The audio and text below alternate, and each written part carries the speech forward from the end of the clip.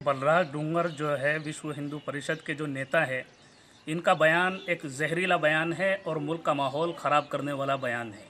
उनकी मंशा यही है कि इस तरीके की बयानबाजी करके मुल्क का माहौल ख़राब किया जाए और मुसलमानों को जो है भड़काया जाए, क्योंकि दारुल उलूम देवबंद एक ऐसा अजीम इदारा है जिसके ऊपर तमाम ही हिंदुस्तान के मुसलमान जो है आँख मीच कर विश्वास करते हैं और वहाँ से जो फरमान जारी होता है उसके ऊपर अमल करते हैं।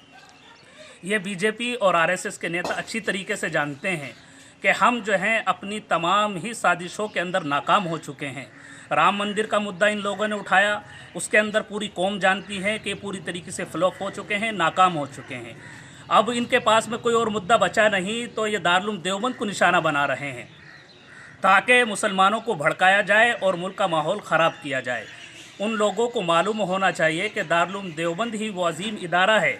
जब हिंदुस्तान की जंग आज़ादी लड़ी गई तो दारुल देवबंद ही के सपूतों ने जंग आज़ादी लड़ी और हिंदुस्तान को आज़ाद कराया तो दारुल देवबंद के सपूतों ने ही आज़ाद कराया।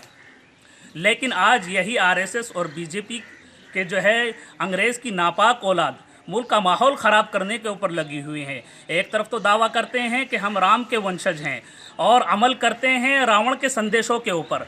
राम जी ने कभी ये संदेश नहीं दिया कि मुल्क का माहौल ख़राब किया जाए या बेगुनाहों को कत्ल किया जाए।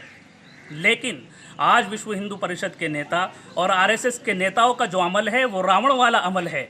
तो ऐसे लोगों को जो है जो दारुल देवबंद के ख़िलाफ़ बयानबाजी कर रहे हैं और उनको आतंकवाद से जोड़ रहे हैं, ऐसे लोगों को दारुल देवबंद से और उलमाए देवबंद से माफ़ी मांगनी चाहिए।